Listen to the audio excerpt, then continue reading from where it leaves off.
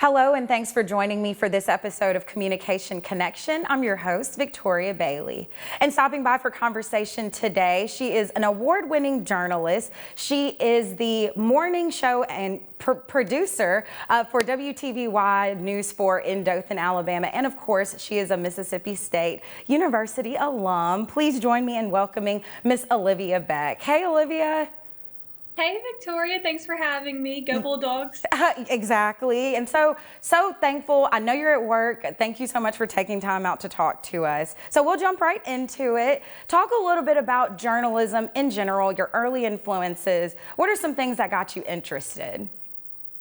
So I actually grew up watching News 4, my hometown station, and I did plenty of interviews. One, because I was a young athlete in a male-dominated sport, so our sports director here back in the day would come out to the track and interview the girls that were riding to kind of get their take on the difficulty in going up against boys because there weren't enough girls to make a moto. I rode BMX. And then outside of that, I also did interviews because when I was in high school, I was president of several clubs. So if we ever had an event coming up, I was always the best public speaker. So they would send me to go do live at lunch interviews and interviews with the station on the other side of town. And I just always loved being in the public eye, but I always wondered what it would be like to be on the other side. So that was a big part of me deciding to go into broadcasting, was I wanted to see what it was like to be the one telling the stories, not just be a part of it. Awesome. And so talk a little bit about that. From my firsthand experience, just being one of your instructors, I know you were very instrumental in your time in college. Talk a little bit about some of the things that helped you develop and shape into the professional you are today. Yeah, so I was heavily involved in Take 30, and I'm a huge proponent of getting involved in Take 30 early. I didn't until my last semester, whenever I was actually eligible to take the class as a student and receive the credit hours for it. I got involved early and I said, put me wherever you want me. I'll do whatever you need. I just want the experience. And that helped me out extremely. It gave me the time and experience that I needed to feel comfortable going into the work world and to come in swinging, knowing that I had the ability and the skills to do what I needed to be able to do in order to make myself worth it for the company. I was also heavily involved with BEA, and that helped me a lot because I am a producer now, and a big part of our job is time management. And with BEA, we had a yearly competition where you had to put together a film and you had 48 hours to do it. You had 48 hours to write the script, to make the characters, to find costumes, props, sets. You had to do everything in 48 hours and then have it submitted. And that was a really difficult thing to go through, but it helped me. It was instrumental in my career because it taught me that sometimes everything's not going to be perfect, but you have to keep pushing because you have a product to get out and you have a deadline. Absolutely. And so I tried to call you an anchor earlier. You are a morning show producer for WTVY News 4 in Dothan. Talk a little bit about day-to-day operation. What does that look like for you? Yes, so I am the morning producer. I come in at 2 a.m. and I check my 5,000 emails because there's always so many. And then most people would have an editorial meeting as a producer or a reporter or an anchor. You typically would have an editorial meeting at the beginning of your shift. So we have a morning meeting and an afternoon meeting, but because I'm an overnight worker, I don't have an editorial meeting first thing. It happens later on in the day. So the first thing I'll do is I'll look for the top stories from our sister stations in Montgomery, in Birmingham, in Atlanta, and in Panama City. And then I'll also check our national network affiliates from CBS and NBC just to kind of get a feel of what the top stories for the day are. And then I can start to actually build out my show.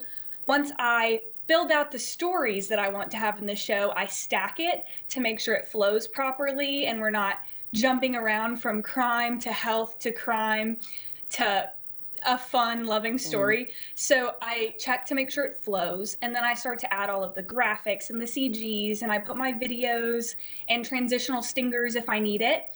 And then at the end of producing, I'll booth my show.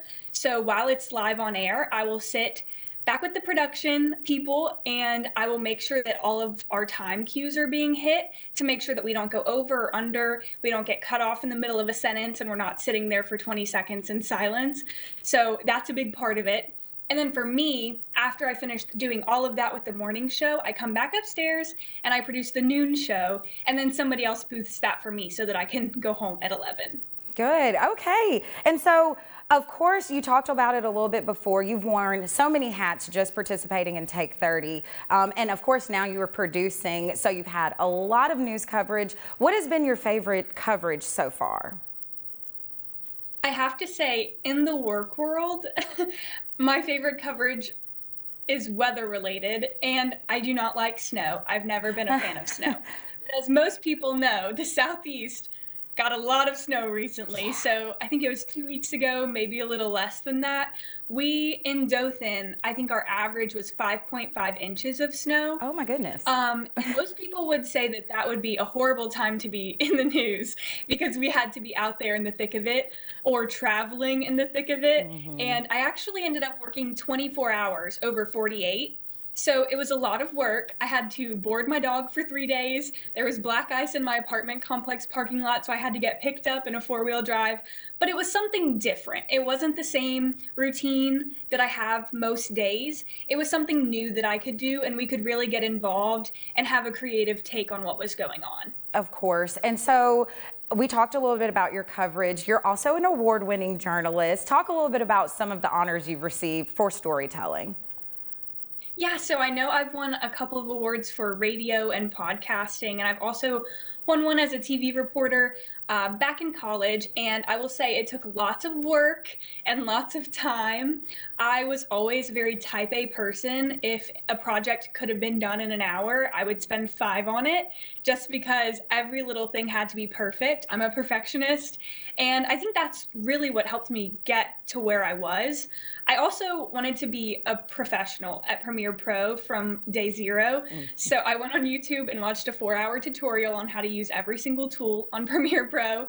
And I think that was very instrumental in it as well.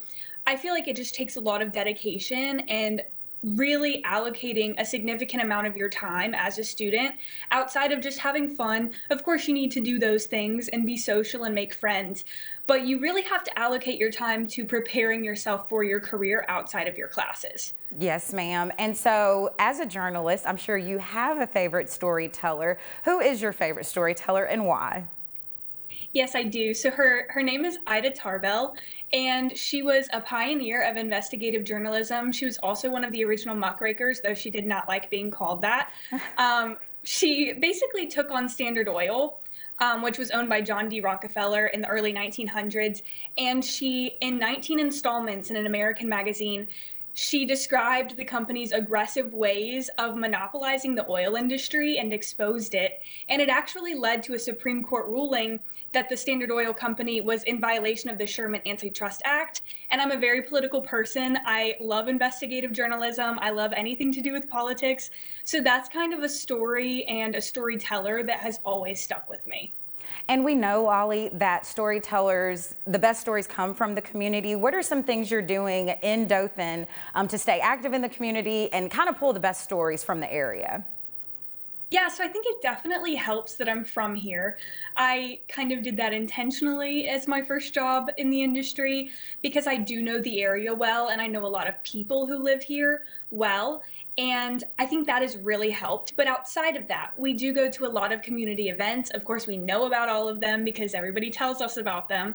So we go to a lot of parades, organization auctions, we go to galas, we'll go to all kinds of things, and we'll kind of just go as a team to show our support for whatever organization it is. And usually that helps people feel more comfortable in talking to you and sharing their stories because you took the time out of your weekend to engage in something that was interesting for them. So they're willing to bring their information to you. It also helps to connect on social media. People don't even have to know you. And if they can see that you're being supportive of their cause or whatever it is that they're going through at the time on social media, they're a lot more likely to trust you in person with telling their story and putting it on air for the world to see. Very true. And so now looking toward the future, what are some things that we can expect from Olivia Beck in terms of storytelling, career? Yes, so short term, I would like to pursue a more reporter-based career next. I would like to kind of get in the field and be able to tell people stories and actually meet with them face to face, hold the microphone up, and be right there in the thick of it. Specifically political reporting. That's what I would mainly like to get into, and I would like to work my way up to working in DC.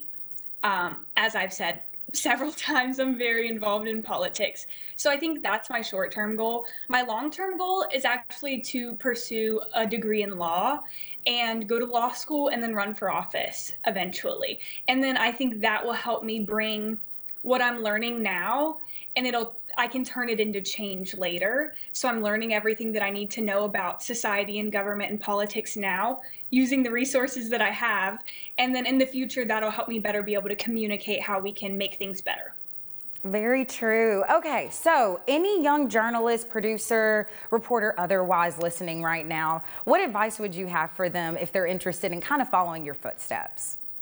Yes, so my number one piece of advice is always the industry is changing. It's always changing, but right now it is in a real turning point, and getting an internship early, getting a second internship early, getting as much experience as you can, even if it's just going out and practicing reporting or practicing forecasting or practicing producing a show before you graduate, whether it's for a company or not. Even if it's just for your personal use and you store it in a drive and then you can put together a reel with that. I think that is very important. Your reel is going to be what sells you to an employer. A lot of news directors, if you don't have a reel, they're not even going to consider you. And if you do have a reel, they're usually going to watch the first 30 seconds of it to see if you've done anything in the first 30 seconds to grab their attention. So I think the biggest advice I can give is get as much hands-on experience as possible. Again, take 30, join it early, offer to volunteer. I understand you won't get the credit hours just yet, but whenever you do get to the class, you'll have so much experience under your belt that you won't be so stressed out about it. You'll know what's expected of you, and you'll know that you can execute it properly. So I think that's the biggest thing, is just know that the industry is always changing, be ready to grow and evolve with it, but prepare yourself before you're out in the industry by getting the experience that you need ahead of time. I couldn't have said it better myself. Thank you so much, Olivia, for joining me today. We will let you get back to work. I know you got shows to produce. And thank you guys for joining me for this episode of Communication Connection. We'll see you next time.